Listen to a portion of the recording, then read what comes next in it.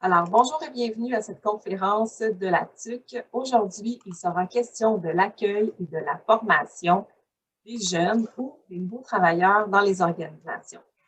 Durant la présentation, quelques périodes d'échange auront lieu et une période de questions aura aussi lieu à la toute fin. Donc, contrairement aux autres fois, vous n'avez pas à écrire vos questions dans le Q&A. Cette fois-ci, on va plutôt y aller avec le chat, donc l'endroit où c'est inscrit discussion là, selon la version du Zoom que vous avez. Et Madame Baudouin, donc notre conférencière, pourra interagir avec vous. Alors, sans plus tarder, je vous présente notre conférencière du jour. Donc, Dominique Baudouin est conseillère en santé et sécurité du travail au Centre patronal SST. Elle détient un baccalauréat de l'Université de Montréal composé de 3 disciplines, la santé et la sécurité du travail, l'intervention auprès des groupes et des organisations et la formation en milieu de travail. Elle a acquis une formation technique en hygiène industrielle du Cégep de Saint-Laurent.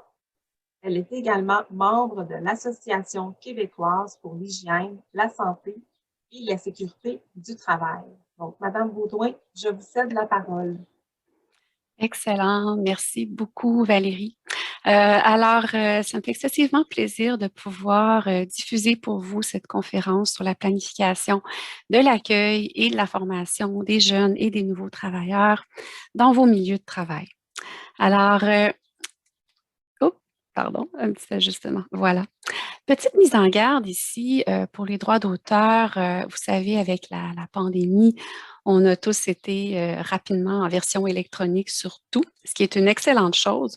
Donc, nous, on donne, vous allez voir, là, on donne beaucoup de matériel. Vous allez recevoir le contenu intégral de la présentation. Vous allez recevoir beaucoup d'outils aussi que je tiens à vous transmettre. Mais notre demande, c'est de laisser la trace du centre patronal, laisser le logo sur les outils qui vous inspirent, qui vous sont utiles, mais aussi pour bien connaître l'utilisation de nos produits. On aime beaucoup que vous nous envoyiez un petit courriel pour nous dire, voilà, est-ce possible d'utiliser tel outil dans tel contexte? Et ça nous aide encore plus à nous brancher sur votre milieu. Alors, nos objectifs pour la matinée. Alors, le premier, bien sûr, il y a le terme jeune dans le titre de la conférence. Alors, les générations Y et maintenant Z, on va certainement s'y intéresser, mais également les nouveaux travailleurs en général. Alors, toute catégorie d'âge confondue, de tout horizon, on va vraiment se brancher sur ces gens-là. Euh, il faut penser à des approches de gestion pour favoriser leur intégration. Donc, on va vraiment faire aller notre créativité. Je vais avoir besoin de vous. Comme Valérie mentionnait, on va interagir au courant de cette petite séance. Se familiariser avec un plan d'accueil et d'intégration, bien sûr, je crois que ça prend une structure. Et vous allez voir tout au long de la présentation, ça va vraiment nous aider à voir vers où on s'en va, les étapes qu'on doit traverser pour sentir que on n'a rien oublié, pour vraiment tenir compte des besoins de notre clientèle, hein, de nos nouvelles recrues. Alors, il y aura des étapes à suivre. Il y en a 5, très simples, mais qui se veulent structurer. Et pour ça, on veut s'assurer qu'on concerne les besoins d'information et de formation des nouveaux employés. Et bien entendu, côté rôle et responsabilité, ça ne peut pas être sous la vigie d'une seule personne. Donc, on doit être plusieurs acteurs clés pour aider nos jeunes et nos nouveaux travailleurs là, à rencontrer nos critères de connaissance, productivité, mais aussi de prévention. Alors, allons-y pour la suite. Quand moi, je présente ce visuel-là, moi, tout de suite, je vois des gens de tout horizon. Je vois des jeunes avec, bien sûr, l'omniprésence de la technologie, les jeunes qui connaissent bien, qui possèdent bien la technologie, qui, en période de pandémie, nous ont aidés à faire de grandes avancées. Je vois des moins jeunes en réorientation de carrière, qui ont déjà un bagage, mais qui doivent s'adapter à des nouvelles organisations, à des nouvelles façons de faire. Et je vois des gens aussi qui ne sont pas nés au Canada, que ça ne fait pas si longtemps qu'ils sont ici parmi nous et qui pour eux aussi, c'est une adaptation hein, aux nouvelles façons de faire. Donc, on va s'intéresser à tout ce beau monde-là. Commençons par voir un peu comment on classe les différentes générations. Alors, en 2019, il y a eu un petit remaniement. Alors, ce qu'on appelle la génération silent, silencieux, ce sont les gens âgés entre 76 et 93 ans, les bâtisseurs du Québec. Hein, le socle du Québec, c'est eux qui l'ont bâti. C'est des gens qui devaient travailler avec une omniprésence de la religion, des règles du jeu très strictes. Donc, des gens qui devaient vraiment obéir. La hiérarchie, elle était très, très forte, d'où l'aspect silent. On va s'intéresser aux baby boomers, bien sûr, si vous êtes âgé entre 57 et 75 ans. Vous faites partie de la force du travail. Hein. Vous avez les connaissances, l'expérience, le bagage, beaucoup, beaucoup de choses à transmettre aux nouvelles générations. La génération X, déjà entre 41 et 56 ans, ça va vite la vie. Des gens on va s'intéresser aussi aux réalités des X avec les crises économiques. Les Y ou les milléniaux, aujourd'hui, âgés déjà entre 25 et 40 ans, et vous le voyez, hein, c'est la génération Z, les jeunes qui attirent beaucoup l'attention de la CNESST. Les gens âgés entre 24 ans et moins, je l'ai surligné puisque on prend les bouchées doubles au niveau de la CNESST, nous, le Centre patronal SST, en tant que collaborateurs. On veut vraiment aider à protéger cette population particulièrement vulnérable. Donc, c'est simplement de se dire, OK, où est-ce que moi je me situe? Bon, en fonction de l'âge, on se trouve une petite case, là, tout le monde, et on se met bien en boîte. Hein? On se dit, bon, il y en a qui disent, ah, je pensais pas que j'étais baby boomer, je pensais que j'étais X ou je croyais que j'étais milléniaux, mais non. On se sent des fois entre deux générations. Puis des fois, on a l'impression qu'on n'appartient pas trop à notre génération. On se sent plus attaché aux valeurs de d'autres générations. Donc, c'est juste pour avoir, bien sûr, les grandes lignes, parce que ce qui caractérise une génération, c'est des crises économiques, c'est des grands phénomènes sociaux comme tels. Alors, regardons un petit peu ce qu'il y en est. Baby boomers, hein, c'est beaucoup associé à un grand remaniement des normes sociales avec justement la montée des femmes sur le marché du travail et des gens qui aujourd'hui, comme je vous disais, sont au niveau du transfert des connaissances, un bagage riche à transmettre, mais qui ont vraiment lutté pour apporter beaucoup de changements dans notre société. Il y a tout un chemin. La génération X, on voit que c'est un peu plus sombre.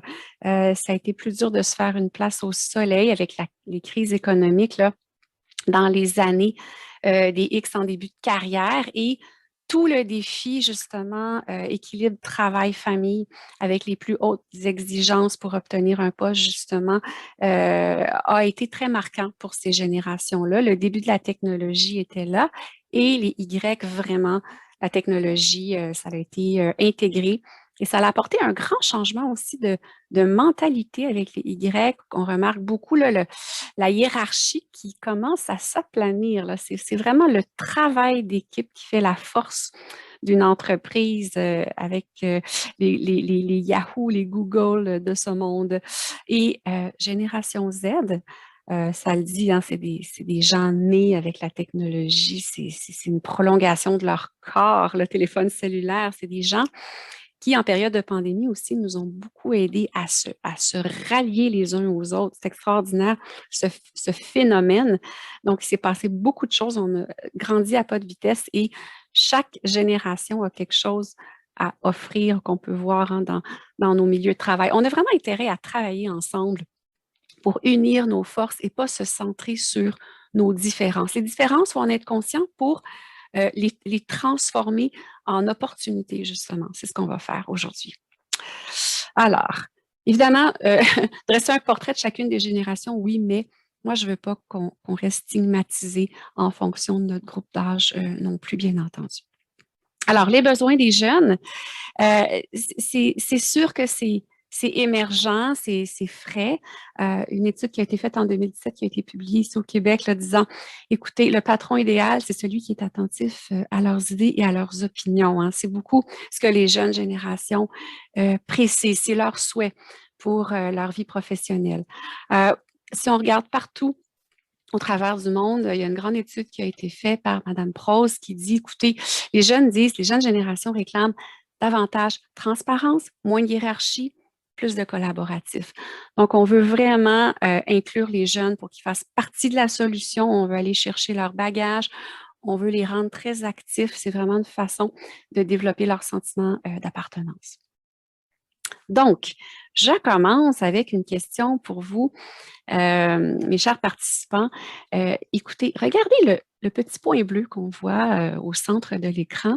Alors, on va s'imaginer que c'est un jeune ou une jeune travailleuse dans votre milieu de travail qui adopte un comportement non sécuritaire. On est là, on est sur le plancher, on est dans le garage, par exemple, on vérifie ce qui se passe et on voit ce jeune-là ou cette jeune-là qui agit de façon non sécuritaire à notre avis. Alors, tout l'espace blanc qu'il y a autour, dans le fond, c'est l'espace alloué pour se dire, OK, mais qu'est-ce qui peut expliquer l'adoption d'un comportement non sécuritaire? Comment ça, cette personne-là agit de cette façon-là?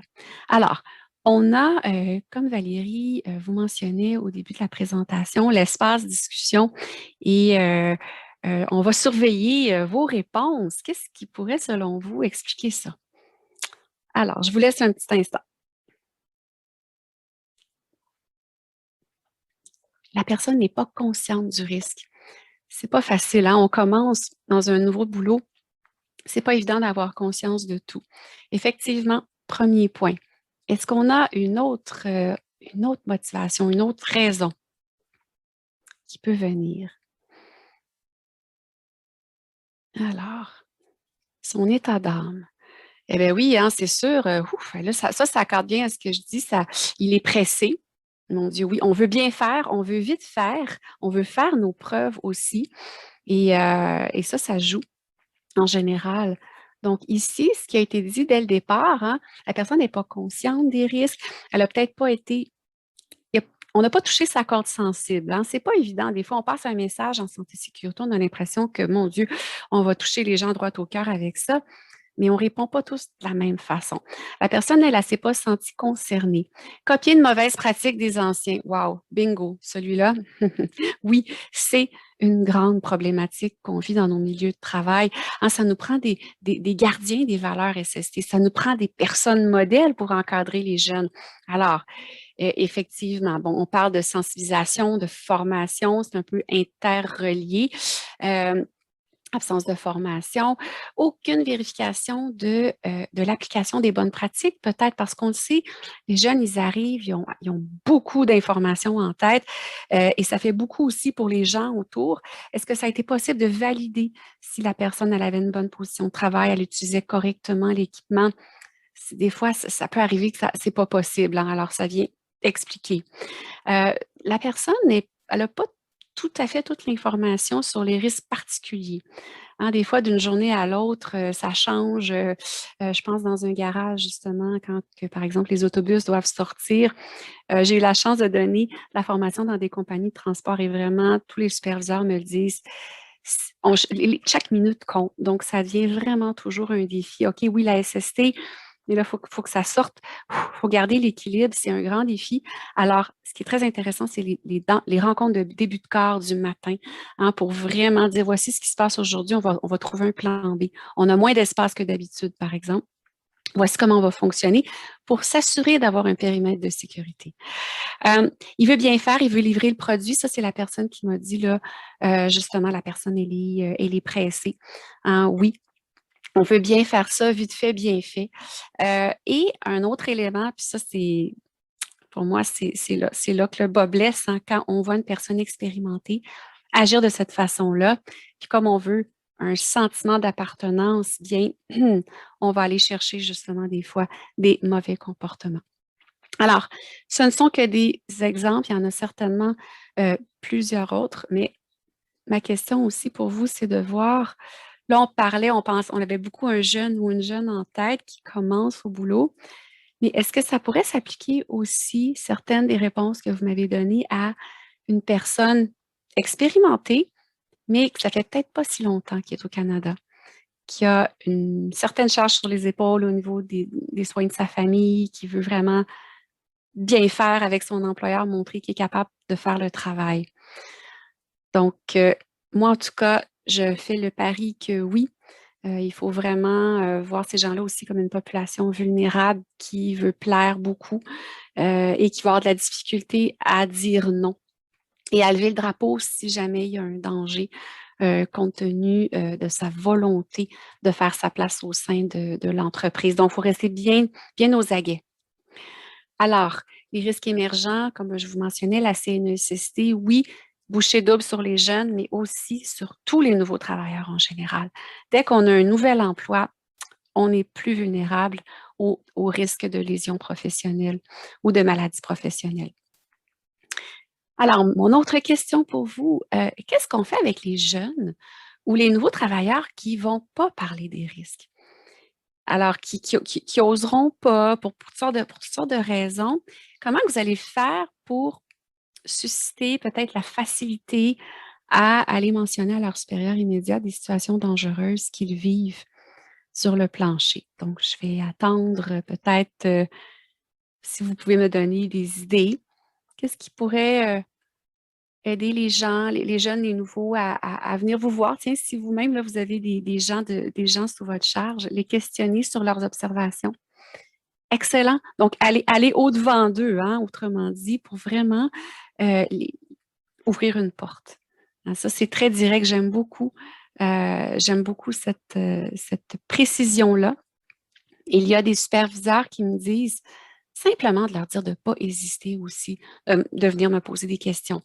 Beaucoup de superviseurs me disent, c'est sûr, on est sollicité, des fois on est en réunion, on n'est pas là, mais moi, je m'assure qu'il y a toujours quelqu'un qui est jumelé avec une personne ou il y a un employé cette journée-là sur le plancher qui va pouvoir s'occuper du jeune ou du nouveau pour pas qu'il soit laissé à lui-même et qu'il prenne de risques. Rappelez souvent les risques. Oh my God, oui, vraiment, plus on renseigne les gens sur les dangers et sur les mesures préventives, plus on les équipe, plus ils sont outillés, plus on les réflexes aiguisés pour dire non, je pense que c'est pas assez sécuritaire aujourd'hui. Je vais aller poser la question. Je pense qu'il me manque quelque chose. Je vais aller chercher un coup de main. Hein, ça développe des beaux réflexes, effectivement. Leur rappeler de ne pas prendre de risques. On est dans ces eaux-là. Et être à l'écoute aussi des suggestions. Des gens, des fois, qui sortent de l'école, ils ont toutes sortes d'idées fraîches, ils ont appris plein de choses, ils ont besoin de partager leurs connaissances. Ça ne veut pas dire qu'on peut tout appliquer, mais si on peut s'inspirer de certaines de leurs suggestions, c'est grandement motivant. Ça a été mentionné à l'importance du sentiment d'appartenance. Ça crée un sentiment d'appartenance, de sentir qu'on est à l'écoute de nos suggestions. Et quelqu'un qui arrive aussi de l'étranger, c'est intéressant également de sentir que ma façon de faire aussi peut être considérée au sein de cette organisation canadienne-là. Donc, ça aussi, ça aide à ce que les gens se sentent confortables. Alors, voilà pour ce petit bout-là. Quelque chose d'autre qui peut aider, moi, je l'ai vu, miser sur des leaders positifs. Wow! Magnifique, ça vient. Puis Valérie, elle l'a pas vu, hein, la présentation.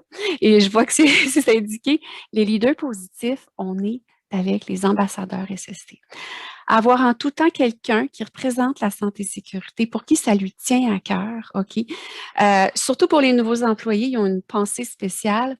Les ambassadeurs SST, ici, Mme Evelyne Derry, elle, c'est une technicienne de laboratoire. Elle n'a pas de formation universitaire en santé et sécurité nécessairement, mais elle est allée chercher un bagage en santé et sécurité grâce à son employeur. Elle s'est impliquée dans toutes sortes de projets très concrets et aujourd'hui, elle est ambassadrice pour justement être présente sur le terrain, aider les gens à avoir des réponses à leurs questions. Ce qui est très intéressant, c'est qu'il y a aussi M. Luc Martinbeau. Luc Martinbeau, lui, c'est un cariste, hein, un tout autre métier, tout autre terrain de jeu qu'Evelyne. Et lui, avec son expérience, son bagage comme délégué syndical principal, il apporte une autre vision. Donc, les gens vont voir les ambassadeurs avec lesquels ils se sentent le plus confortables. Et ça ouvre les portes aussi au dialogue. Franchement, ça, c'est quelque chose qui vient donner un coup de main aussi à ce que les gens ne restent pas avec leurs questions. Et bien sûr, dès qu'on est membre du comité de santé et sécurité, on est un acteur clé pour aider les jeunes ou les nouveaux travailleurs. Commençons avec les étapes dont je vous parlais. Alors, je vous parlais de mes 5 étapes, 5 étapes faciles. C'est pas si facile, hein, j'en conviens, là, ouf. Je vois beaucoup les jeunes se faire intégrer dans les milieux. Je donne beaucoup de formations aux superviseurs qui doivent faire ça, aux directeurs des ressources humaines qui pilotent tout ça. On va prendre une bouchée à la fois. Cette première-là, elle va être c'est une petite entrée, c'est le volet sélection et embauche des nouveaux employés.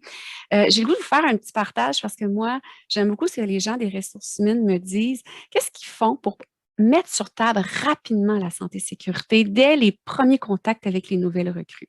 Alors, voyez-vous, les étapes du plan d'accueil et d'intégration, ça, c'est un aide-mémoire recto verso que vous allez recevoir en version PDF à la suite de la formation. Je vous donne des extraits aujourd'hui, mais pendant l'entrevue, comment est-ce qu'on fait pour évaluer le rapport à la SST de l'individu? Alors là, les gens des ressources humaines nous ont bien gâtés avec le temps parce que il y a des choses faciles, hein, ils nous disent, vérifier l'expérience de la personne, sa formation. Ben oui, on a tout ça sur papier, puis ça va, on a nos critères, mais c'est moins tangible la SST.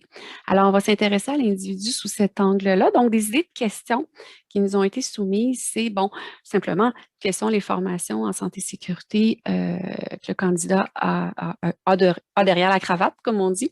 Ça peut être intéressant.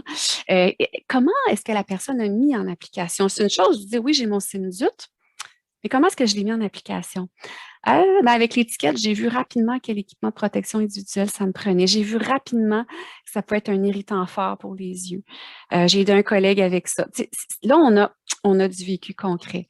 Est-ce qu'il y avait un comité de santé et sécurité chez l'employeur précédent? Alors ça, c'est intéressant de voir aussi le point de vue, la perception des actions en santé et sécurité du comité. Donc, la personne peut voir ça comme étant positif ou peut-être que ça avançait pas suffisamment rapidement à son goût, qu'elle avait des idées, qu'elle souhaitait s'impliquer. Oh, là, déjà, ça vous donne une idée qu'on a peut-être une personne très dynamique, très active qui peut venir au sein de notre entreprise. Quelle importance les superviseurs accordaient à la SST? Et souvent, quand on a un superviseur vendu à la SST, ses employés le sont. Ça, c'est une belle influence. On parlait de leader positif. Ça transparaît beaucoup dans les entrevues. Comment la SST oriente les choix? Et là, c'est intéressant parce qu'on va parler, ça amène, tu sais, en entrevue, hein, ils nous demandent aussi qu'est-ce que vous pratiquez comme loisir, hein, c'est toujours à la fin. C'est sympathique aussi, ça permet de connaître l'individu dans son ensemble. On n'est pas juste une personne au travail. Il y en a qui vont parler de sport, de plein air qu'ils aiment pratiquer. Il y en a qui vont parler de leur intérêt pour les rénovations, ils sont là-dedans, c'est des bâtisseurs. Ils vont parler de bonnes pratiques sécuritaires, par contre, parce que justement, ils veulent continuer à pratiquer leur loisir préféré. Donc ça, c'est intéressant aussi, amener cet aspect personnel-là. C'était une petite étape plus simple. Je vous amène à la grosse bouchée de notre séance ce matin, l'analyse des risques. L'analyse des risques, il faut se lever de bonne heure, il faut être en forme, il faut avoir beaucoup de carburant parce que c'est sûr que ça peut être exigeant. Mais si c'est fait de façon méthodique, ça devient beaucoup plus simple et motivant. Alors, parce que ce qu'on veut, c'est de cibler les besoins d'information et de formation. On ne veut pas en échapper, bien entendu. Alors, pour se donner du carburant, c'est un peu la méthode dure pour moi à chaque fois. Là. Quand le portrait lésionnel des jeunes travailleurs de 24 ans ou moins sort à chaque année, là, il sort un petit peu plus tard cette année, en mars 2021. C'est pour les données 2019. OK? J'aime pas regarder ce rapport lésionnel-là. Faites-vous-en pas, on va pas le regarder en détail ce matin, mais il y a des chiffres qui parlent et ces jeunes personnes-là, ce sont nos enfants, ce sont nos neveux, nièces, c'est des personnes qui commencent dans la vie. Donc, c'est plus dur de regarder ces chiffres-là, mais ça donne tout le sens à l'analyse de risque. Alors, moi, j'aime bien regarder les 3 dernières années. Qu'est-ce qui s'est passé? Malheureusement, on n'est pas en pente descendante côté accident, hein, ça monte. Les 24 ans ou moins, voyez-vous, on est rendu à 11 544 lésions professionnelles. C'est quand même 221 plus lésions qu'en 2018.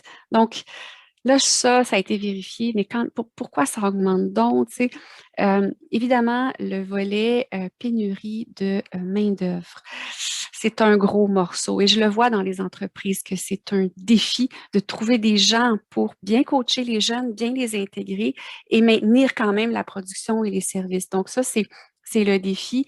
Alors, c'est vraiment un investissement, bien entendu, pour faire diminuer ce nombre-là.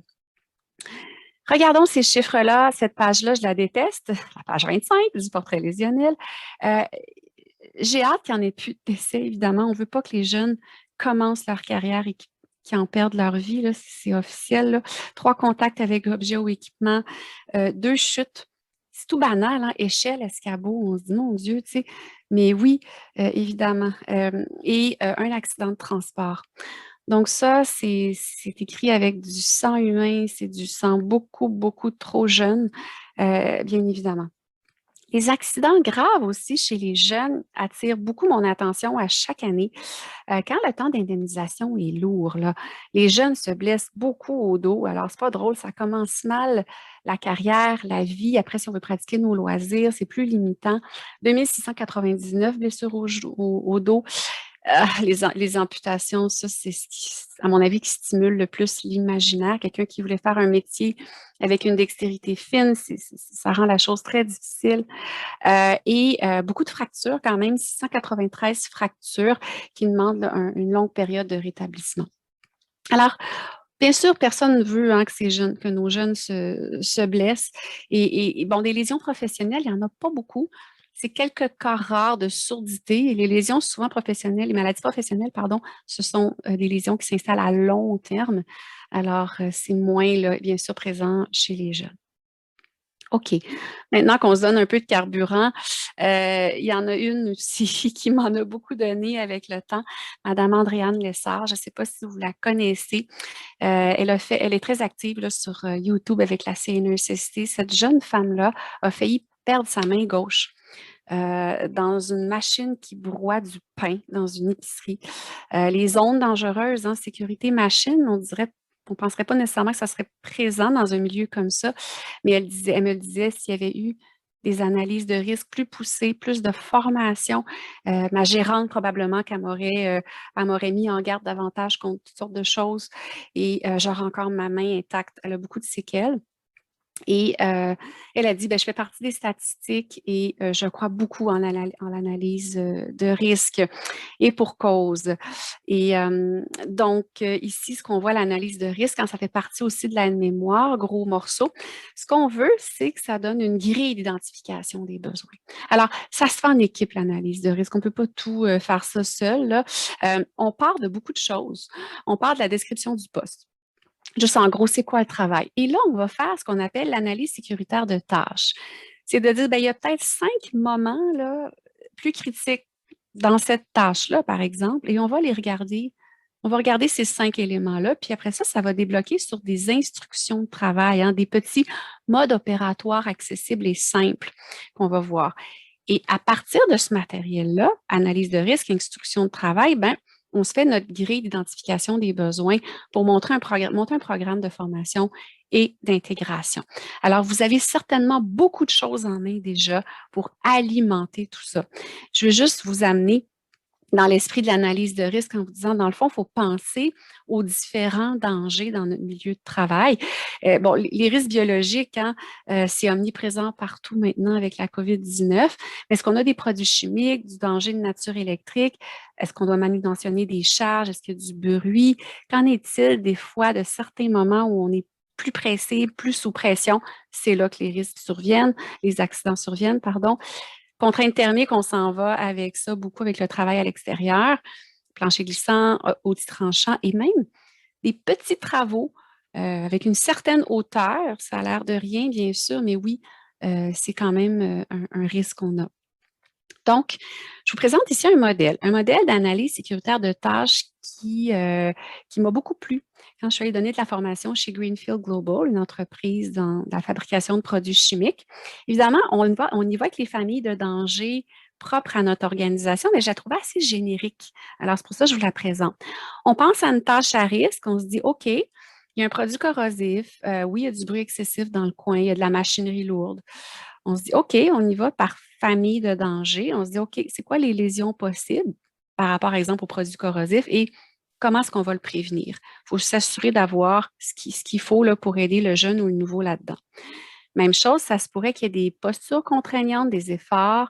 Le virus, hein, aujourd'hui, je pense qu'on va tous le cocher partout.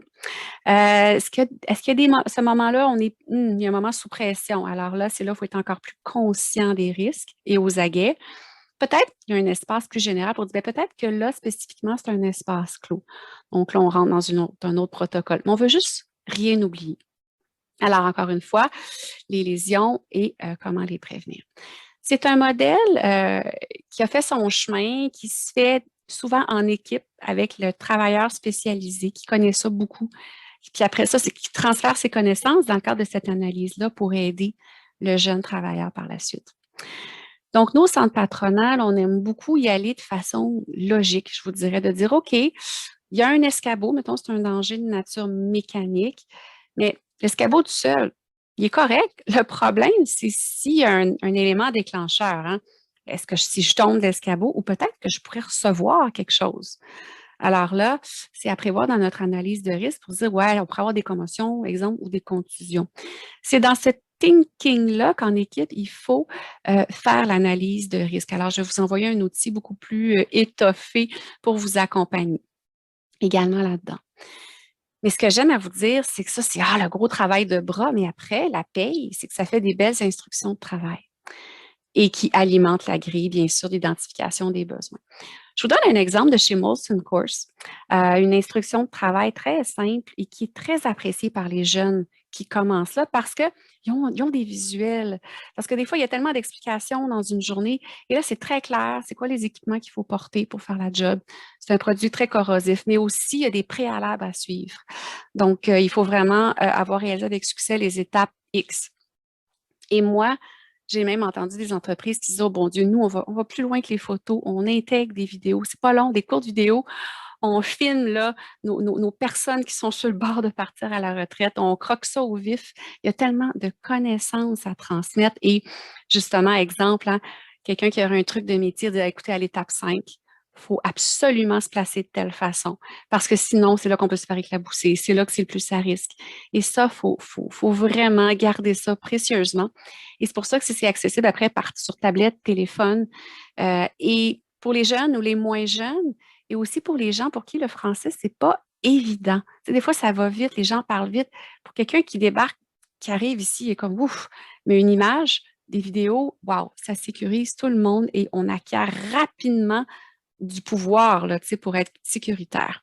Alors moi, je vous encourage vers ce style d'instruction de travail-là. Ça nous amène à la grille. Alors, la grille comme telle, l'identification des besoins spécifiques, moi, j'aime bien l'idée de mettre un visage. Tu sais, c'est qui qu'on va intégrer aujourd'hui? C'est sympathique de mettre un visage. Je vous ai mis l'aide cuisinier parce que il va y avoir à peu près toutes les familles de danger. Ça peut paraître particulier parce que je veux que vous puissiez aller chercher des éléments qui cadrent bien avec peut-être vos jeunes électromécaniciens, vos jeunes mécaniciens, vos nouveaux chauffeurs, de faire des liens très concrets. Alors, on pense, quels sont les objectifs à atteindre et qu'est-ce qu'il faut enseigner à cette nouvelle recrue-là? On se dit, OK, ben là, elle va probablement manutentionner des charges lourdes. Il va y avoir des objets tranchants. Oui, il va falloir qu'elle manipule certains objets tranchants. Et ben oui, dans ce cas-là, des fois, les planchers sont souillés. Hein, ça peut arriver. On fait toutes sortes de manœuvres avec les intempéries, etc. OK, excellent. Donc, ici, on se dit il y a des équipements de travail aussi à utiliser. Bon, la scie à ruban ou peut-être des fois, voir l'utilisation de l'escabeau. Alors, comment fonctionne l'équipement, bien sûr? Quels sont les systèmes de protection? On veut s'assurer que ça, c'est très clair dans notre programme. Euh, comment inspecter les équipements? Ça, c'est la finesse des connaissances des gens expérimentés qui peuvent transmettre ça. Les fameuses zones dangereuses. Quand je montrais cette grille-là, Andréane Lessard, qui a subi son accident avec la main, elle me disait, si j'avais été capable de repérer la zone dangereuse que je ne trouvais pas si évidente sur l'équipement, jamais j'aurais fait la tâche. Tu sais. Donc, des fois, de bien reconnaître certaines zones plus subtiles, Et voilà. Maîtriser les méthodes sécuritaires, c'est quoi? Par exemple, il y a de la manutention de charge. Bon, il y a des techniques, bien sûr, mais il y a du travail d'équipe, hein, de la synchronisation, le cadenassage, bien entendu, ou les équipements disponibles aussi, ça va de soi. Procédure de cadenassage, tout ce qui est, excusez-moi, tout ce qui est équipement, hein, pour cadenasser, qu'en est-il? On veut vraiment que les gens se l'approprient, bien évidemment. Connaître les équipements de protection individuelle, hein, c'est à la toute fin. On pense aux dangers, aux équipements, aux méthodes et on termine par l'équipement de protection individuelle, mais c'est pas banal. De dire oui, les chaussures de sécurité, mais c'est quoi les caractéristiques? De quoi ces chaussures-là exactement vont me protéger, hein, pour donner du sens? Des gants. Bon, pour le cuisinier, par exemple, c'est des gants de maille, mais quand on manipule différents produits chimiques, quand on fait certaines manœuvres, on a peut-être besoin de différentes qualités de gants. Certains gants anti-coupure, mais il faut le savoir. Des fois, les jeunes, ils sont juste pas au courant, c'est où, c'est lesquels, et ça peut faire la différence. Donc, les caractéristiques, les circonstances, puis aussi le volet là, entretien, remplacement, entreposage, hein, pour aller chercher le maximum de la qualité de l'équipement. Donc, en gros, si on ramène un concentré de ça, la grille, elle permet d'identifier clairement les objectifs. Il y a différents dangers, il y a différents équipements. Donc, je veux vraiment, là, ma priorité, par exemple, ce matin, c'est les zones dangereuses. On pourrait dire les méthodes de travail, ben, on va se concentrer sur le cadenassage et les équipements, ben, il y a certains équipements à porter dans certaines circonstances. Donc, on y va par petites bouchées, par étapes, mais ça devient une vision très claire.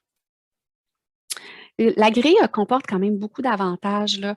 C'est de trouver les bonnes personnes qui vont pouvoir encadrer, former la nouvelle recrue, savoir quel sujet à couvrir exactement, bien entendu, et tous les points de repère, hein. Il y a différents points de repère pour être capable de bien évaluer la personne, côté connaissances et habiletés. Alors, cette grille-là nous prépare, hein, on est en mode préparation. Le jour 1 arrive bientôt, mais il n'est pas tout à fait arrivé encore. Là, ce qui est très important, c'est de s'assurer qu'avant l'arrivée, la personne, tout est en place. Donc là, le gros de l'analyse est fait. La grille est montée. Et là, il faut s'assurer qu'on trouve. Parce qu'il y a des besoins précis et on pense que le formateur là, va vraiment faire, bien sûr, toute la différence. Alors, regardons ici ce qu'il y en est pour le choix du formateur. Il y a plusieurs qualités. Et boy, bon communicateur, capable de décortiquer une tâche là, vraiment en étapes successives. La rétroaction.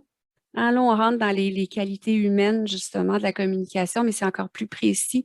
Hein, comment rester constructif, comment encourager la personne tout en l'amenant à évoluer au niveau de son travail.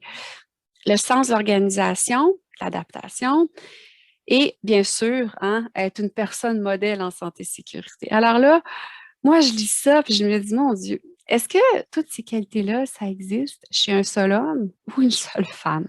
Dites-moi, est-ce que vous connaissez des gens qui ont toutes ces qualités-là dans votre milieu de travail? Pouvez-vous me dire ça dans la discussion? Je suis curieuse. Ou qui ont peut-être presque toutes les qualités? Il y en a des fois qui me disent, moi. Ah, j'ai une fois un monsieur qui me disait ça, ben moi, j'ai toutes ces qualités, je suis mon Dieu. Moi, j'ai le goût de dire à ceux qui ont ces qualités-là, ah oui, bon pédagogue, certain. Ben, vous êtes plus qu'un bon pédagogue dans ça là, vous êtes un homme ou une femme à marier, là, disons-le, là. Quelqu'un qui communique bien, qui s'adapte, là, watch out. C'est pour dire, hein? Mais c'est tellement précieux, ces qualités humaines-là. Il y a des gens, des fois, que c'est des fois juste un peu le sens de l'organisation. Ils ont besoin d'être structurés, mais ils sont passionnés, ils veulent aider. Ben justement, avec un plan d'accueil structuré puis une grille simple, ça les aide. Des fois, il y en a qui ont juste besoin, ils sont tellement compétents, mais ils ont besoin de peaufiner leur qualité de communicateur. Des fois, c'est pas grand-chose. Moi, je les vois en communication, les gens qui disent, oh boy, c'est vrai, j'ai juste à prendre un peu de recul, à prendre conscience de ce qui se passe et ça débloque. Alors, tout qu'un défi, mais prenez soin de ces formateurs-là avec ces qualités-là chez vous, c'est essentiel. Alors, choix d'un formateur. Évidemment, il faut spécifier les choses, hein. Bon, la personne va dire, ben moi, je suis formateur, mais je suis en charge de qui? Puis c'est sur quoi exactement il faut que je forme la personne, hein? Il faut que ce soit net. Et ça prend quand même des conditions favorables. Matériel, espace, temps. Je sais que c'est un défi avec le manque de main-d'œuvre et le manque de temps, mais c'est tellement un investissement parce que par la suite, la nouvelle recrue, elle est beaucoup plus vite sur les rails et on est en paix par rapport au risque d'accident. Alors, l'entrée en poste est arrivée, c'est le jour 1, on y est, d'accord. Alors, on pense que le superviseur doit être rapidement mis en scène. On va en reparler. Les gens des ressources humaines, bien sûr, vous êtes là pour vraiment accueillir, structurer tout l'accueil. Il y a toute la rencontre d'information générale qui a toute une place importante. Et la rencontre avec le superviseur qui cadre beaucoup avec la visite de l'entreprise, la visite du département. On rentre dans l'action. Alors, regardons ça de plus près. D'accord. Alors, l'accueil du nouveau par son superviseur. Alors, pourquoi le superviseur dès l'accueil? Écoutez, il y a tellement de raisons, mais déjà, juste le fait que c'est mon supérieur immédiat qui m'accueille, ben là, je sens qu'on me prend en charge, tu sais, je sens qu'on m'attend. On va travailler ensemble, c'est stimulant, tu sais. La personne est capable de m'annoncer le déroulement. Donc, c'est rassurant que mon superviseur sait exactement là, ce qui s'en vient et moi, tout de suite, ça me prépare comme nouvel employé. Mais le plus important, c'est de prendre ce temps de contact-là pour établir une certaine relation, hein, un certain lien de confiance qui s'installe. Des fois, il y en a que le courant passe très, très vite hein, aussi, c'est extraordinaire, mais il faut y mettre ce petit temps de qualité-là. On apprend à faire connaissance, oui, on va parler de job, bien sûr, mais on va parler de peut-être qui on est un peu plus aussi. Moi, je sais que les superviseurs qui ont le plus de facilité à faire de la sensibilisation au risque, à passer leur message, à avoir une collaboration avec leurs employés, c'est ceux qui connaissent bien leurs employés. Puis là, tu sais, hey, oui, hey, en fin de semaine, comment ça a été? Tu avais une randonnée d'organiser avec tes chums dans le bois, comment c'était? Tu sais? Puis, hey, oui, puis hey, en kayak, comment ça s'est passé? Tu sais, d'être au courant de ce qui se passe pour l'autre sans bien sûr, trop de détails, mais d'avoir quand même une idée de ce qui passionne son employé à l'extérieur du travail. Je trouve que c'est une belle reconnaissance et de part et d'autre aussi. On peut partager ce qu'on a en commun en tant qu'être humain. Et on parlait de la hiérarchie hein, avec les jeunes. On ne veut pas faire tomber le mur complètement de la hiérarchie, mais on veut un certain échange pour aller chercher la confiance. Et ça, c'est une belle façon d'entrer en contact, à mon avis, qui est très humaine, qui rend la vie plus agréable. Donc, les services des ressources humaines, écoutez, là, vous faites tellement de choses. Alors, quand une personne arrive dans votre milieu, là, il y a beaucoup je vous le dis, là, c'est une liste qui est non exhaustive, là, c'est clair. Je mets l'accent sur le volet SST. Bon, quand on parle des valeurs de l'entreprise, hein, ça, c'est fondamental, ça part le bal. La politique SST. Présentez-la, hein, vraiment. C'est tellement intéressant de donner des exemples, de tout dire, il n'y a pas de job assez important pour mettre la santé sécurité de côté ici. Tu vas le vivre avec ton superviseur, avec tes collègues. Nous, c'est ça qu'on campe chez nous. On favorise l'ouverture du dialogue aussi pour parler des risques. Et ça, quand je le vois sur des politiques, je trouve ça fantastique. Bien sûr, il y a toutes sortes de choses dont on parle, mais les fameuses mesures disciplinaires, là, si les cartes sont mises rapidement sur table, beaucoup de gens au niveau des ressources humaines me le disent, ça facilite les choses après. Quelles sont nos tolérances zéro? Hein, et tout de suite, les gens comprennent la logique. Que voici notre école de pensée chez nous et ça aide beaucoup. Bien sûr, c'est non exhaustif. La rencontre d'information générale aussi, alors là, on veut des exemples d'application de la politique SST. Les plus belles rencontres dont moi j'ai entendu parler, c'est quand un directeur d'une usine ou un directeur d'un service est capable de dire j'aime mieux un retard dans tel cas quand on a telle situation à risque, évidemment que de prendre la chance d'avoir un accident de travail et de le garder sur la conscience. C'est très puissant pour montrer comment la politique SST peut être appliquée. Les droits et obligations, bien sûr, hein, on s'attend à ce que l'employeur analyse les risques et l'employé aide aussi, par exemple. Qui est qui? Hein? On fait vraiment beaucoup connaissance avec l'ensemble de l'équipe dans le cadre de cette rencontre-là. Procédure en cas d'urgence, bien entendu. Comment ça marche côté accident et quelles sont les règles d'art? Hein, dans l'entreprise, les règles SST, tout de suite familiariser la personne avec ça. Et j'aime beaucoup quand les gens parlent des activités de prévention, dire, regarde, nous, on a un comité, on fait des inspections, mais on a des employés invités. On invite les gens à faire partie de la solution en prévention. Très stimulant pour une nouvelle recrue. Alors, ce qu'on veut, c'est structure SST, oui, son importance, mais on veut vraiment qu'il y ait un mariage, que ce soit être performant chez nous, c'est oui, livrer un produit de super qualité, un service, mais également tout en étant sécuritaire. Et il faut que ça soit campé là, rapidement. Les éléments utiles pour le nouvel employé, il y a beaucoup de choses, hein, évidemment. Là, quand il rencontre son superviseur, c'est tout de suite que les normes de rendement, que ce soit clair, ce ne soit pas, je ne m'attends pas à un sprint, tu viens de commencer. Hein. Vous me le disiez au début, peut-être le jeune était pressé. Hein, il veut faire ses preuves ou le nouvel arrivant, il veut faire ses preuves, il veut faire vite. Et de dire, moi, je ne m'attends pas à ce que tu roules comme quelqu'un que ça fait 5 ans qui est ici. Je ne veux pas ça, ça va te mettre trop stressé, puis ça ne fera pas les choses correctement. Un rythme soutenu, mais certain. De le préciser, comment il va être intégré, les types de risques, les aspects dont vous êtes fiers dans votre département, c'est toujours intéressant. Et les comportements aussi que la personne va observer, lui dire, gars, ça se peut que tu envoies des gens, je vais te montrer comment je veux que la tâche soit faite sécuritairement, mais ça se peut que tu envoies des gens qui ne le font pas, mais moi, je veux vraiment bien démarrer, hein, déjà d'y aller dans cet esprit-là. Et ça soulève souvent des questions, ça, mais qu'est-ce qu'on fait avec les personnes peut-être plus récalcitrantes? On a posé la question à M. Luc Martin-Beau, très actif comme ambassadeur, puis il disait, c'est sûr, hein, moi j'ai du métier là, derrière la cravate, puis il dit, je l'ai déjà été récalcitrant, on n'aime pas ça, changer nos habitudes, c'est bien normal.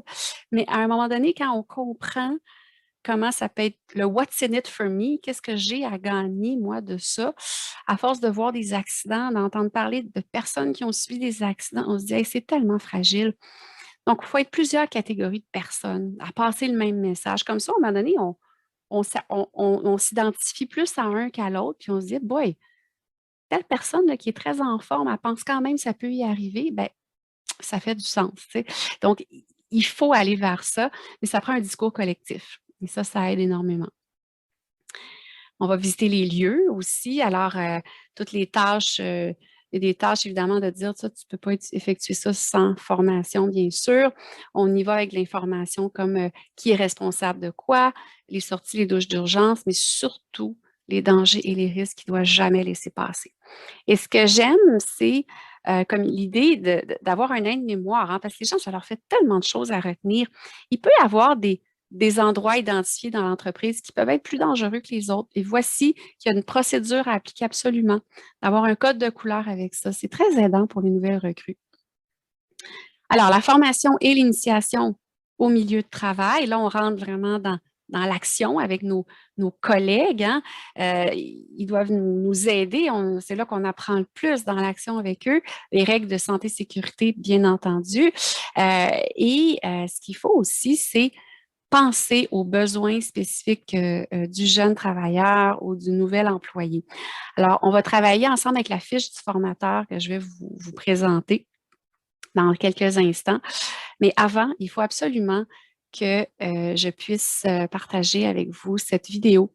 Monsieur Ghislain Clavel, ça lui a pris beaucoup de courage, un directeur d'une coopérative forestière des Hautes-Laurentides. Il y a des messages à nous communiquer. On va regarder ça ensemble. Allons-y. Mon nom est Justin Clavel. Je suis directeur général de la coopérative forestière des Hautes-Laurentides. J'occupe ce poste depuis, je commence ma 4e année. La personne était en train de travailler après sa tête d'abatteuse. Et puis, sûrement que son cylindre avait dû avoir comment je dirais bien ça? Il y avait une fuite dans son cylindre parce que la tête avait une tendance à descendre. Et puis, l'opérateur, là, celui qui est décédé, Francis, il a demandé à son essimeur. L'essimeur, c'est celui qui il estime les arbres. Là. Lui, il les abat. Puis il y avait un essimeur qui passait à côté, puis qui estime, il enlève la tête de l'arbre. Puis il a dit à l'essimeur, il a dit enlève ma tête. Puis lui, il s'est trompé de manette, puis il a fermé les clames ou les pinces de retenue de l'arbre. Puis Francis, lui, s'est ramassé en dedans des pinces. Fait que tu peux comprendre qu'à un moment donné, ça a tout comme. Ça a tout démoli sa cage thoracique, puis il est décédé sur le coup. La façon qu'on vit ça, c'est la première chose qui vient à l'esprit, là,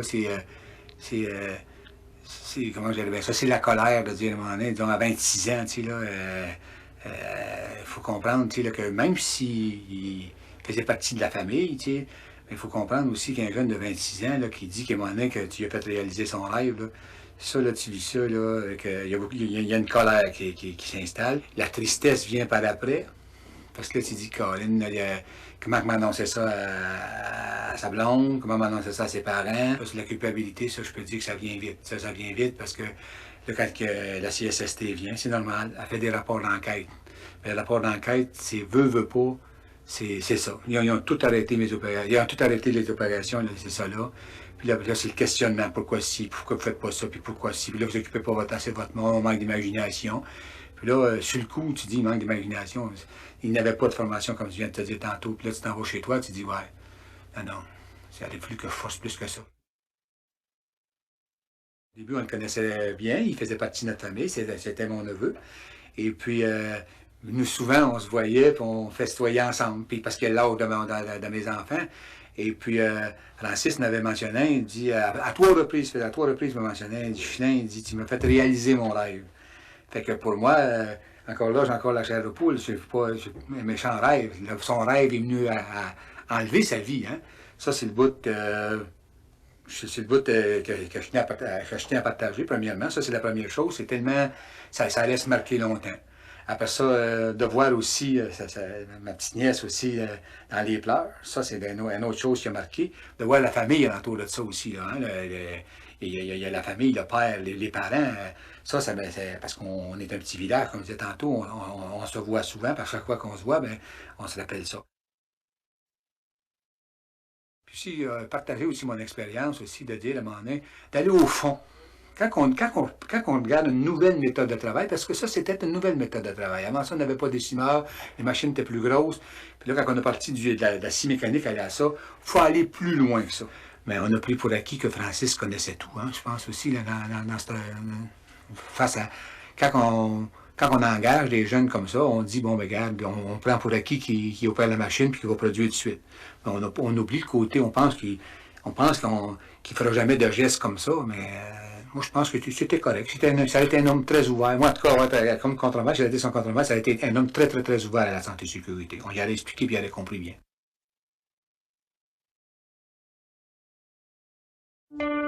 Mon nom est Justin Clavel. Excusez-moi, pardon. Alors, Monsieur Clavel, hein, moi, ça nous fait beaucoup réfléchir au centre patronal. Ce témoignage-là, c'est mon collègue François Boucher qui l'a filmé, ce monsieur-là. Et ce qu'on retient, c'est qu'il faut aider les jeunes à développer leurs réflexes pour aller au fond des choses. Pour aller au fond des choses, il n'y a rien de mieux que rendre des gens autonomes, rapidement. Pas qu'il y ait tout cul dans le bec, mais au contraire, que les gens s'approprient. Alors, moi, j'aime beaucoup vous donner l'exemple que M. Clavel, je crois, aurait beaucoup apprécié. Là. Le petit guide prend 5 minutes pour ta sécurité. Probablement que ça vous dit quelque chose, le Take 5, hein, c'est propre au secteur minier. J'avais présenté ça dans le cadre d'une formation il y a plusieurs années à un jeune préventionniste de l'entreprise Saint-Arnaud qui a fait « Ouais, c'est le secteur minier, c'est pas les mêmes dangers. Moi, je fabrique des frites. Là. Je suis pas dans le même domaine, tu sais. Mais j'ai des mécaniciens, j'ai beaucoup de jeunes mécaniciens qui arrivent. Puis là, je veux vraiment qu'il y ait un jumelage avec les anciens, puis le comité de santé et sécurité. Je veux faire quelque chose, puis je veux aider le monde à être plus autonome parce qu'on manque de temps aussi pour les former. Alors, j'avais beaucoup apprécié. Il m'a envoyé des photos parce qu'il a pris le guide, il l'a tout remanié, puis c'est ces mécaniciens mécaniciens, c'est ces superviseurs qui ont bâti leurs questions, leurs propres dangers à eux, ils les ont mis en évidence dans le guide, très simple aussi.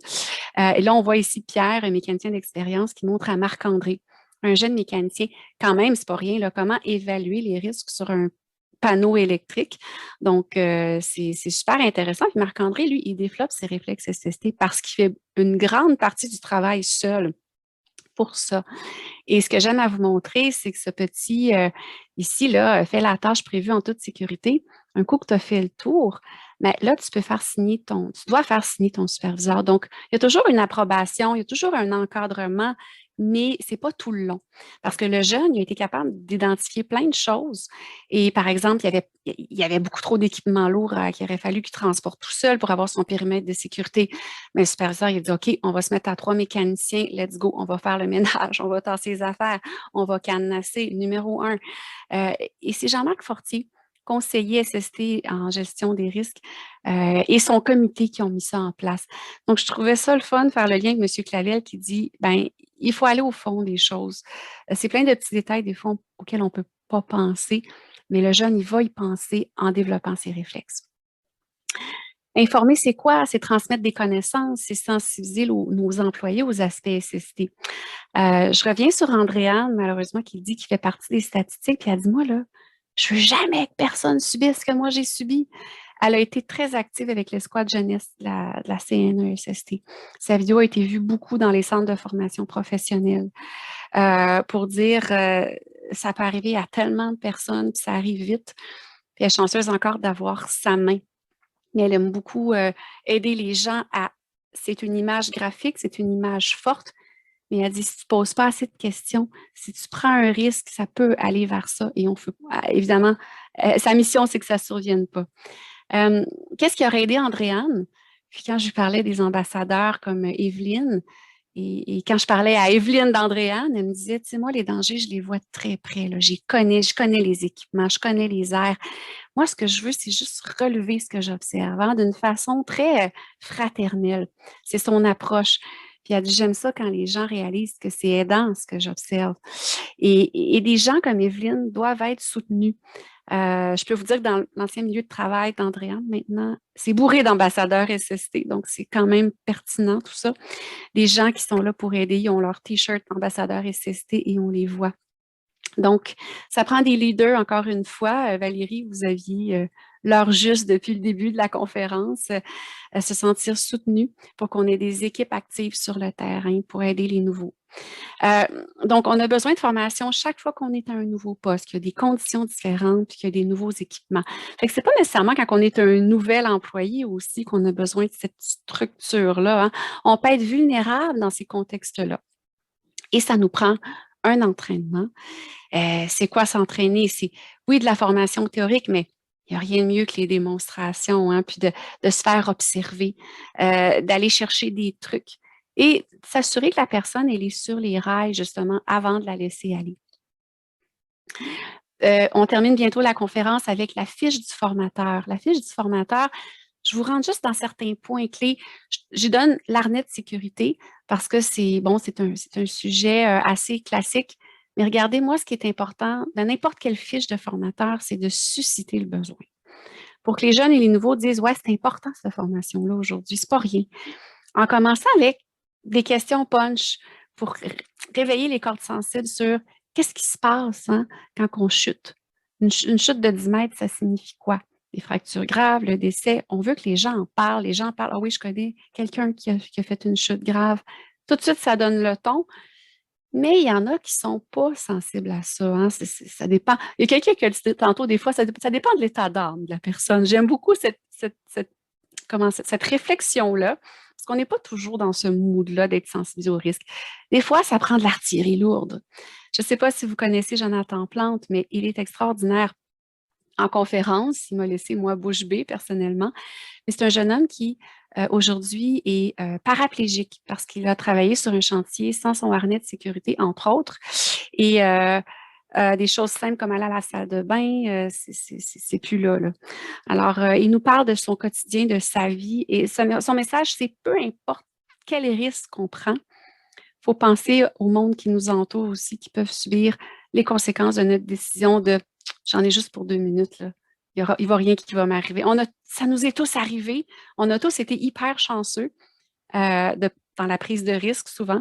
Mais lui, il nous le rappelle que c'est tellement fragile et les impacts sont immenses. Il est sur YouTube, bien sûr, disponible, Jonathan. Ça fait du sens après quand le formateur parle d'inspection, comment enfiler dans le harnais, comment l'enlever, le ranger. Et pour ce qui est du suivi, il y a ce volet-là dans la fiche aussi. Moi, j'aime beaucoup des petits combos simples. Tu sais, je vous parlais de laisser une trace, que les gens aient accès à des vidéos, téléphone, tablette. Mais il y a quelque chose qui dure vraiment pas longtemps. C'est 3 minutes 35. La première minute, c'est Jonathan Plante punché avec son témoignage et 2 minutes juste pour se rafraîchir la mémoire sur comment réviser l'ajustement de notre harnais avec un spécialiste. C'est avec ce jeune homme-là, ils sont dans l'action. C'est très facile pour les jeunes ou les nouveaux de s'approprier la matière. Je vous invite à inclure ça également. Alors, superviser, c'est quoi? C'est jeter un coup d'œil, hein, s'assurer que ça va bien. On corrige les habitudes, bien entendu. Hein. J'aimais beaucoup aussi ce qui a été dit au début de la conférence, la personne qui a dit, on va poser la question aux jeunes ou aux nouveaux. Comment ça va? Comment ça va pour telle tâche? On est précis hein, comme tel. Et ça permet après ça d'aider à corriger des habitudes de travail en douceur auprès de la personne. On s'assure que les règles de sécurité sont bien intégrées comme ça avec les observations, mais ça demande d'être disponible. Donc, le superviseur ne peut pas se cloner, le formateur ne peut pas se cloner, ce n'est pas encore possible, mais il faut aller chercher des alliés. Il faut avoir beaucoup de personnes sur le plancher pour pouvoir encadrer notre nouvelle recrue. Il faut que tout le monde mette la main à la pâte, répondre aux besoins de formation sur le terrain, justement. Alors, rapidement, là, des chercher l'erreur, il y en a plein dans la revue Prévention au travail qui est en version électronique, tout est disponible. C'est vraiment une alliance CNESST, IRSST. Les 3 points d'appui, vous êtes dans le domaine du transport, on le sait, hein, c'est omniprésent. Il y a beaucoup de blessures aux genoux, aux chevilles, en lien avec cette méthode sécuritaire de travail-là. Il existe plein d'autres avant et après, et j'aime beaucoup les superviseurs qui prennent des photos pendant leurs inspections, qui embarquent les employés là-dedans, qui jouent le jeu. Ça rend les rencontres du matin plus dynamiques. Et pour les nouveaux, ça transmet beaucoup d'informations sur ce qui se passe aujourd'hui. C'est quoi notre thème de la semaine, par exemple? Très dynamique. Donc, on complète avec le suivi et l'évaluation. Alors, on voit qu'il y a des connaissances, des habiletés, mais ça se peut qu'il y ait des besoins supplémentaires. Hein? Les gens ne vont pas tout intégrer ça. Puis on se rend compte que, ouais, non, il y aurait besoin d'être jumelé un petit peu plus longtemps avec Marie-Ève ou avec Patrick. Ça va le mettre plus en confiance, ça se peut. Il y a les suivis informels servent pour ça. Je vais vous présenter dans quelques secondes rapidement un petit aide-mémoire là-dessus. Puis, c'est sûr, nos suivis formels à des moments clés, comme surtout à la fin de l'approbation, bien, la grille des compétences qu'on a vues peut être très aidante. Mais je vous dirais qu'avec un suivi informel en disant, on va identifier l'écart entre ce qu'on veut et ce qui se passe avec la nouvelle recrue, on va décrire notre situation désirée, on va vraiment faire prendre conscience hein, d'où est-ce qu'il y a des risques. On va trouver une façon de faire une entente avec la personne. On va s'assurer que la compréhension, elle est là et surtout, je vous dirais, le gros morceau, là, ce qu'on a besoin quand on est en intégration, c'est qu'on nous témoigne de la confiance. Hein. En toute sincérité, bien sûr. Moi, je sais que j'ai eu une supérieure immédiate qui m'a tellement comme encouragée, qui allait chercher les petits succès que j'avais, qui est allée chercher, elle prenait toutes mes forces, puis elle m'a fait elle m'a fait réaliser des choses que jamais j'aurais pensé pouvoir faire. Alors, c'est fascinant quand vous êtes supérieur immédiat, quand vous êtes formateur, quand vous êtes coach, vous pouvez avoir beaucoup de pouvoir à aider un employé à prendre confiance en lui et à aller chercher des connaissances, des capacités en santé et sécurité. Donc, comment on veut minimiser les étincelles entre les générations? C'est vraiment, s'il y a une belle prise en charge des dangers, là, puis que tout le monde participe en fonction de leur capacité, c'est un travail d'équipe qui s'installe. Donc, les différences d'âge, tout ça, ça vient moins fort parce que chacun reconnaît la force en l'autre. Être prudent à l'égard des préjugés, hein, ça nous divise plus qu'autre chose, bien entendu. On veut tous adhérer aux valeurs de l'organisation. On veut amener notre monde à avoir une politique SST qui est appliquée, applicable, puis en avoir des preuves à chaque semaine. Connaître notre monde. C'est tellement magnifique, les belles relations de confiance entre les membres, les collègues, entre les supérieurs immédiats. Ça fait toute la différence. Regardez beaucoup hein, les besoins des jeunes puis des nouveaux, comprendre qu'ils sont plus vulnérables, qui ont besoin un peu plus de notre attention, bien entendu. Et pour ça, varier les mécanismes de communication, les rendre autonomes. On le sait, on manque de temps, on manque de main-d'œuvre. Donc, avec les objectifs d'aujourd'hui, j'espère que ça vous a fait un petit rappel sur, dans le fond, les générations Y, Z, les nouveaux en général, qu'en est-il? Les approches de gestion, il y en avait certainement plusieurs que vous mettez déjà en application, mais peut-être qu'il y a des idées qui ont émergé pour se greffer, c'est ce que je souhaite, à ce que vous avez présentement. Le plan d'accueil, j'espère que ça va être une source d'inspiration. Je vais vous le faire parvenir, bien entendu, avec tous les outils qui ont été vus, fiche du formateur avec des outils d'analyse aussi, pour suivre les étapes, pour être sûr de ne pas passer à côté de quoi que ce soit et de vous inspirer des fois pour qui fait quoi. Parce que souvent, ça va dans la cour d'une ou deux personnes. On peut étaler un petit peu plus les responsabilités. Alors voilà, c'est mon mot de la fin. Vous allez recevoir la présentation intégrale avec d'autres ressources même supplémentaires. Voilà, merci. Bon, ben, merci beaucoup, Dominique. Vraiment un format vraiment intéressant. Je pense que la possibilité d'interagir aussi, là, c'est vraiment, vraiment très, très bien. Merci beaucoup. Excellent. Merci pour les différents exemples réels. C'est malheureux que ces situations-là soient arrivées, mais je pense que, en tout cas, moi, ça m'interpelle là, vraiment beaucoup. Puis, en tout cas, je lis les commentaires également là, des gens dans le chat. Je ne sais pas si dans l'espace de discussion, je ne sais pas si l'ensemble des participants peuvent les lire là, et vous-même, Dominique, si vous pouvez les lire, mais vraiment bon pédagogue, bien structuré comme présentation. Donc voilà, alors un commentaire vraiment excellent. Merci. Merci encore. Donc, je ne vois pas de questions comme telles. Donc, je vais attendre quelques minutes, quelques secondes, Oui, en fait. il n'y a pas de souci. Puis, comme les gens voient, clair. il y a mon courriel également. Hein. Je sais que j'ai bien meublé à votre événement d'aujourd'hui. J'en suis bien consciente. Et c'est pour ça que je trouve ça important de vous laisser particulièrement mon courriel. Si les gens ont des interrogations, des questions, pour nous, c'est une belle occasion de se brancher, encore une fois, sur les milieux. C'est ce qu'on veut, nous, au Centre patronal, faire des liens avec ce qui se passe dans vos milieux. Et quand vous allez recevoir tous les documents, et s'il y en a qui vous inspirent, mais vous avez des questions, évidemment, ça va me faire plaisir, ou toute autre question, bien sûr, en lien avec le sujet, là, je demeure disponible, Valérie, pour votre clientèle sans problème.